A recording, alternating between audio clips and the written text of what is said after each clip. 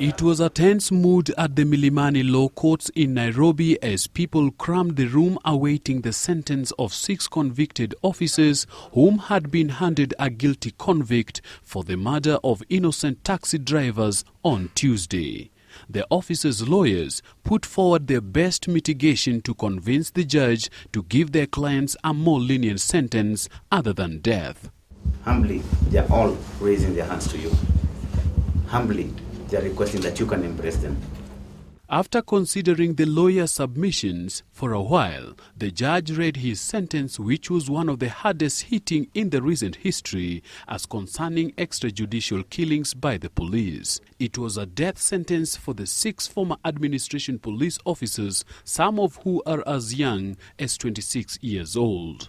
I am persuaded that any person who seeks and is given the privilege and authority to wield a firearm must expect that it is a heavy responsibility that has been bestowed on him.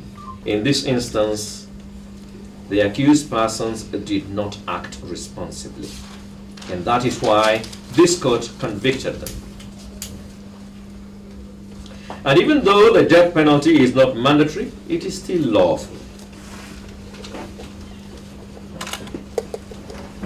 Given the degree of force that the accused applied, the appropriate sentence on all the counts is death as by law prescribed.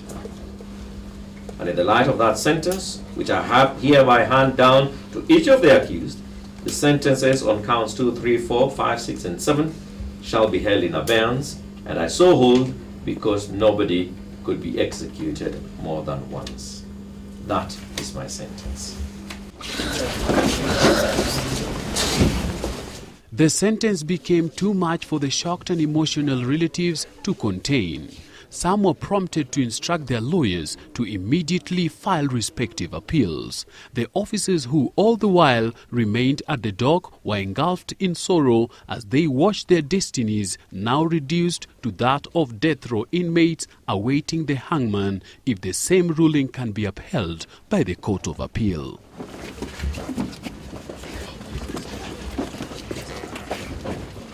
When he says that the officers were reckless, he says they were not very responsible.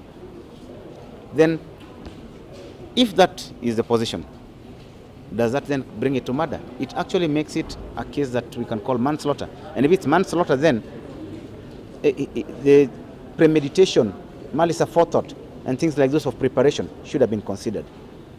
In any case, he has given his judgment. He believes that that is right. But then again, doesn't he contradict himself? We are actually going to appeal, and we tend to think that that judgment cannot stand the test of time, cannot stand the test of the Court of Appeal. It will definitely get thrown out. I can say that without fear, without favor. It was, however, a day of great reprieve to the friends and families of the victims of the alleged police brutality that saw 6 taxi drivers die by the bullet on that fateful day in Kawangware.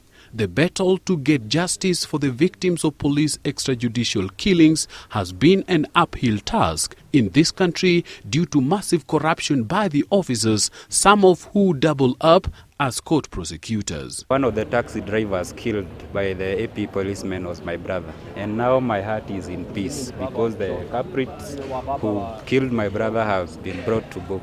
And now I tell my brother to rest in peace because it is over now. Hii kijana alikuwa anaitwa Harry Bogo.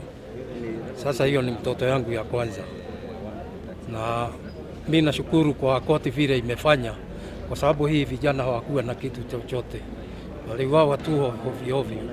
Sasa mimi nashukuru koti kwa hiyo hatua wamechukua. Sababu saa nyingine wanashika mtu iko na mapanga, huko kwao iko na mapastorais. Wakiua mtu wanakwenda wekelea mtu nyamuna hiyo, wanasema ni yeye.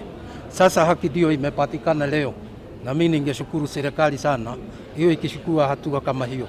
Some of the survivors of the victims are now considering avenues for pressuring the government to compensate them after the courts found the uniformed officers guilty and sentenced them to death for the same offenses. Penda walipo ndio watoto waweze kusoma, juu bado ni wadogo, na tupate pia kitu ya kuwapa. Juu pia sisi hatuna kazi maalum, sasa hivi vibarua ikikosa mnalala njaa. Sasa tungependelea serikali chukue jukumu juu ya hawa watoto juu ni wadogo, juu baba yao angekuwa wanasoma, wanakula, wanakaa vizuri. It is a historic day today in Kenya as far as extrajudicial killings are concerned. 6 administration policemen have been found guilty and sentenced to death, each one of them, after they were found guilty of murdering 7 taxi drivers who were protesting in Kawangware 2 years ago. Their fate now lies in the hands of appellate judges. From the Milimani High Courts, I'm Solomon Were for GBS Prime News.